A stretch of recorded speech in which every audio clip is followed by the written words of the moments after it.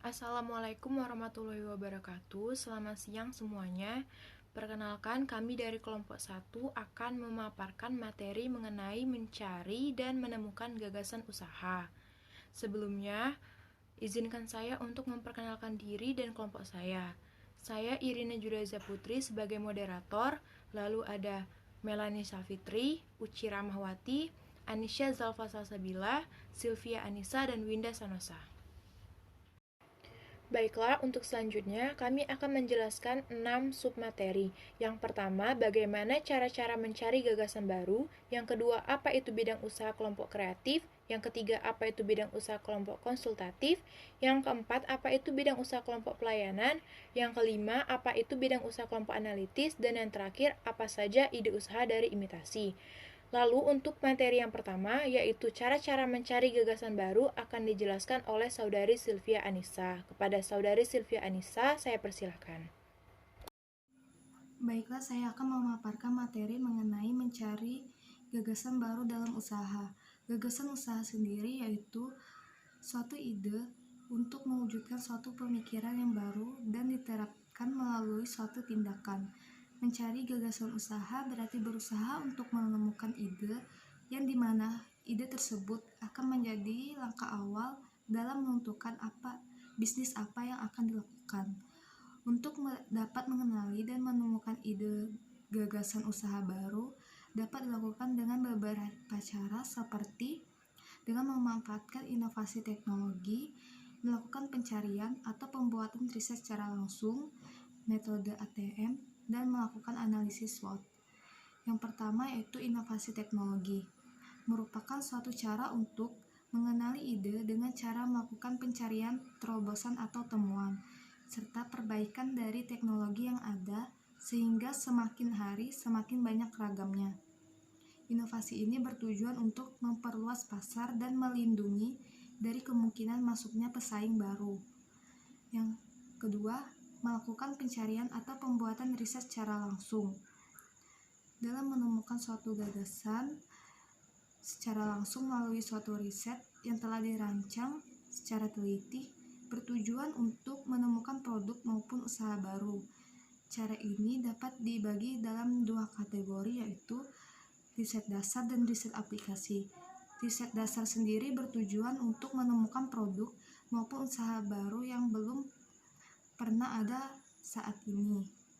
Riset aplikasi yaitu bagaimana produk yang telah diperjualbelikan di pasaran diambil kemudian diteliti untuk dicari cara bagaimana untuk menginovasi dan memodifikasi produk tersebut sehingga terciptanya produk baru yang terlihat berbeda dari produk yang sudah ada sebelumnya. Yang ketiga yaitu metode ATM. Metode ATM merupakan singkatan dari amati, tiru, dan modifikasi. Jika dijelaskan secara singkat, metode ini merupakan berisi perintah untuk mengamati usaha yang ada sebelumnya, meniru dan memodifikasi usaha tersebut. Metode ini tidak sama dengan meniru atau sering disebut dengan plagiat, karena di dalamnya terdapat kegiatan modifikasi yang dengan jelas mencari kelemahan atau kekurangan yang ada di usaha sebelumnya, dan kemudian mengganti atau menambahkan sesuatu sehingga terbentuklah suatu usaha yang baru. Dalam melaksanakan metode ATM ini ada beberapa tahapan yang perlu diperhatikan, yaitu mempelajari usaha yang sudah ada, mengkaji input dan output yang di dalam suatu usaha, menganalisa tren populasi dan data demografi, mengkaji tren ekonomi, dan meniru serta memodifikasi 4P yaitu place, price, product, dan promotion.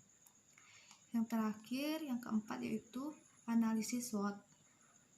Analisis ini merupakan suatu metode untuk menggambarkan kondisi dan mengevaluasi suatu masalah, proyek, atau konsep bisnis yang berdasarkan faktor internal dan faktor eksternal, yaitu strength, weakness, opportunities, dan threats.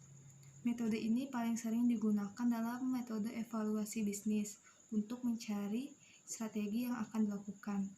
Analisis SWOT terdiri dari 4 faktor, yaitu strength, kekuatan, merupakan kondisi kekuatan yang terdapat dalam organisasi, proyek, atau konsep bisnis yang ada. Kekuatan yang dianalisis yaitu faktor yang terdapat dalam tubuh organisasi, proyek, atau konsep bisnis itu sendiri. Yang kedua, weakness atau kelemahan, itu kondisi kelemahan yang terdapat dalam organisasi, proyek, atau konsep bisnis yang ada. Kelemahan yang dianalisis merupakan faktor yang terdapat dalam tubuh organisasi, proyek, atau konsep bisnis itu sendiri. Yang ketiga, opportunities atau peluang merupakan kondisi peluang yang berkembang di masa datang yang terjadi. Kondisi yang terjadi merupakan peluang dari luar organisasi. Misalnya kompetitor, kebijakan pemerintah, dan kondisi lingkungan sekitar. Keempat, threats atau ancaman merupakan kondisi yang mengancam dari luar. Ancaman ini dapat mengganggu organisasi, proyek, atau konsep bisnis itu sendiri. Baiklah, materi selanjutnya akan dijelaskan oleh rekan saya, yaitu Baiklah, di sini saya akan menjelaskan materi tentang bidang usaha kelompok. Apa sih bidang usaha kelompok itu?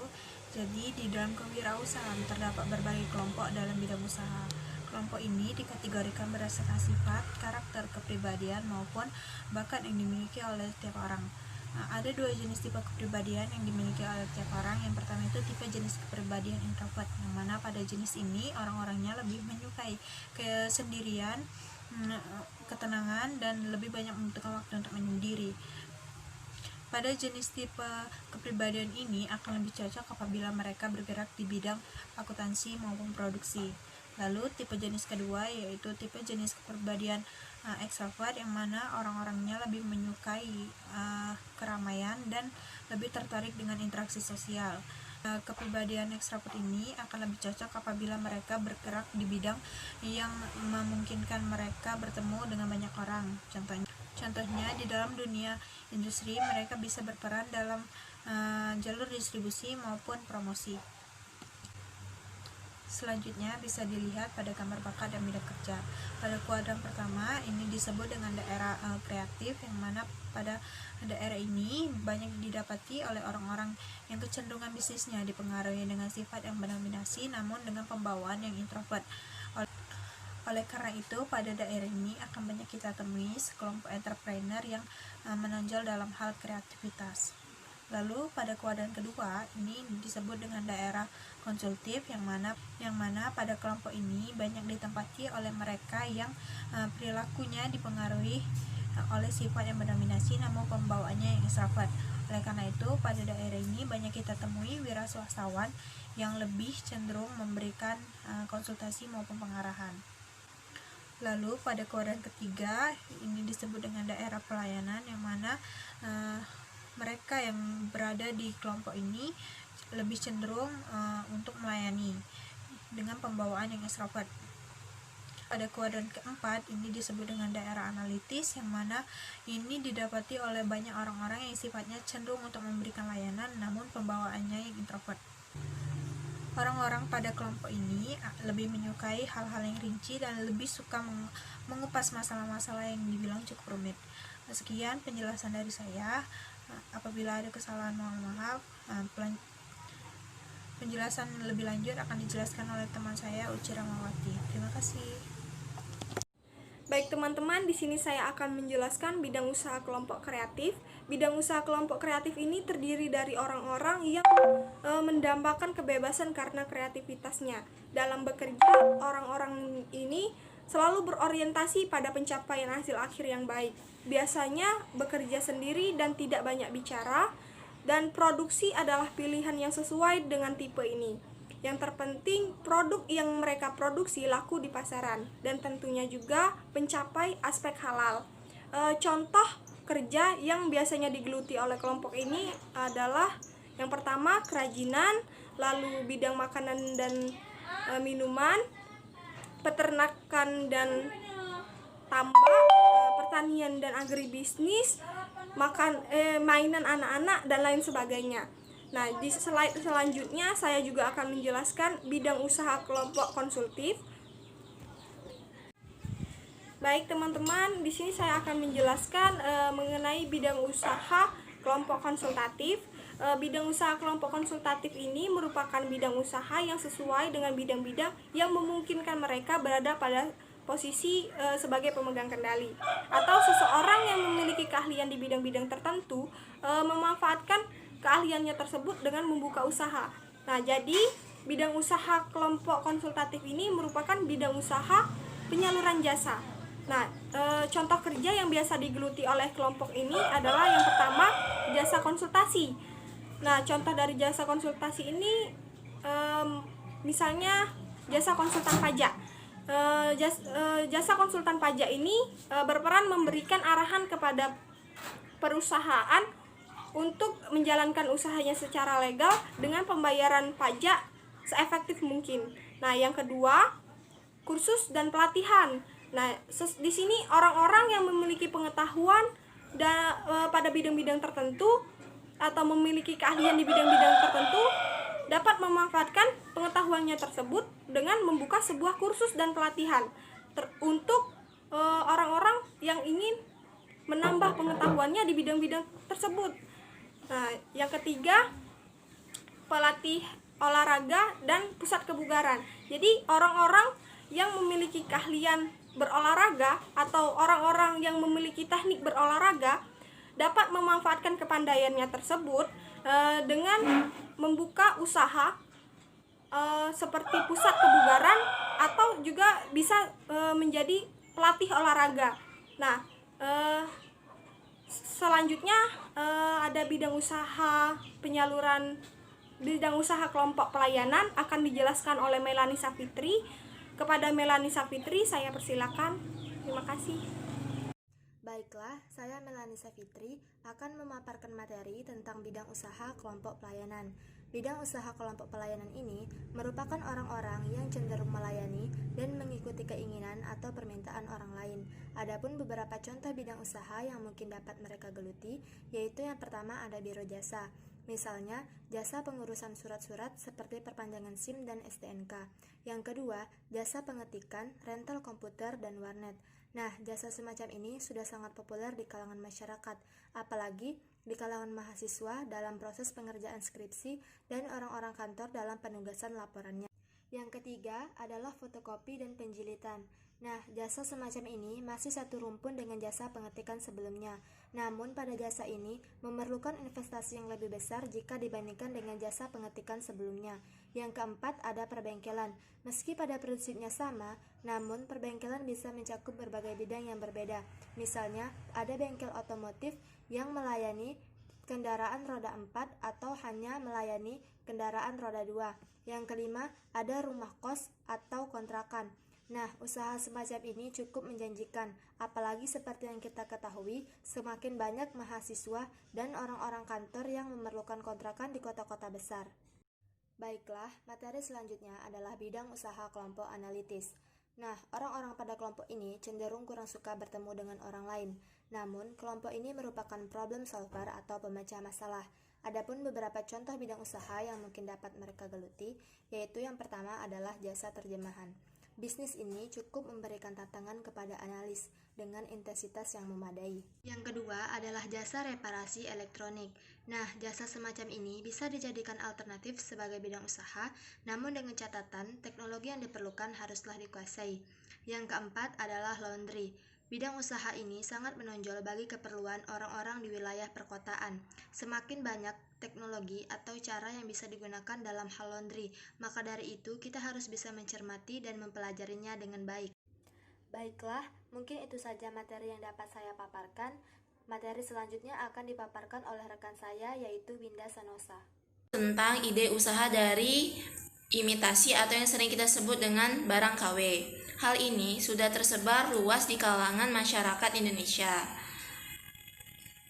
Hal ini dapat dilakukan oleh seorang wirausahaan apabila telah mendapat izin dari orang-orang yang bersangkutan.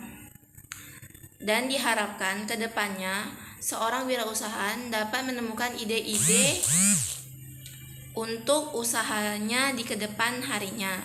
Baiklah, selanjutnya saya serahkan lagi kepada Saudari Irin. Baiklah, di sini saya akan melanjutkan penjelasan dari Winda, di mana tahapan usaha imitasi ini itu cukup mudah dilakukan. Nah, dan ada 3 tahapan dalam melakukan usaha imitasi atau KW, di mana tahapan pertama yaitu tahapan imitasi atau duplikasi. Nah, tahapan ini kita membuat suatu produk yang mirip dengan aslinya, lalu dan menjualnya ke masyarakat. Lalu yang kedua itu adalah tahapan pengembangan, di mana tahapan ini kita tetap menjual suatu produk tersebut ke masyarakat, tapi kita diiringi dengan membuat suatu produk milik kita sendiri.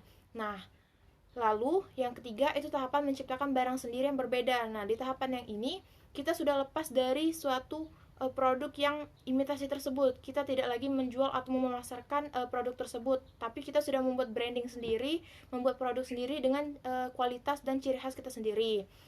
Nah, selanjutnya itu adalah franchising. Nah, franchising ini sama dengan waralaba, di mana kita sama halnya dengan reseller atau dropship. Nah, kita menjual produk orang lain. Hanya saja, usaha waralaba ini biasanya sudah memiliki seperangkat tools bisnis yang lengkap.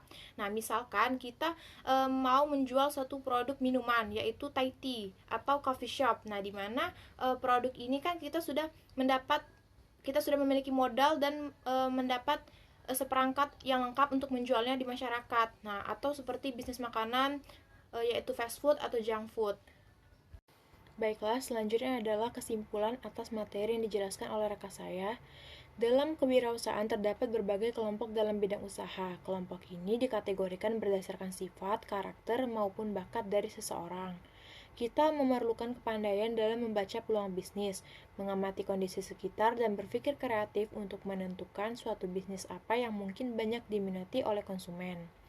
Dalam menentukan ide bisnis, kita dituntut untuk lebih berpikir keras daripada bekerja keras, karena bekerja keras akan sangat berguna setelah ide bisnis muncul dan bisnis siap dibangun dan dikembangkan. Nah, jadi bidang usaha dalam kelompok usaha itu dibedakan menjadi 4, yaitu kelompok kreatif, kelompok konsultif, kelompok pelayanan, dan kelompok analitis. Next, berikut ini adalah salah satu kutipan dari tokoh bisnis sukses yaitu Steve Jobs, yang maksudnya adalah kita memerlukan usaha-usaha kecil yang terkadang terlihat tidak berguna, tapi padahal hal kecil itulah yang akan membuat usaha kita semakin besar. Jangan menyerah dan lakukan secara konsisten, dan dengan sendirinya usaha yang kecil itu akan membuahkan hasil yang akurat. Terima kasih atas perhatiannya kepada teman-teman dan dosen pembimbing terhadap pemaparan kami. Apabila ada salah kata ataupun kekurangan, kami mohon maaf. Kepada Allah kami mohon ampun. Wabillahi taufiq wal hidayah. Wassalamualaikum warahmatullahi wabarakatuh.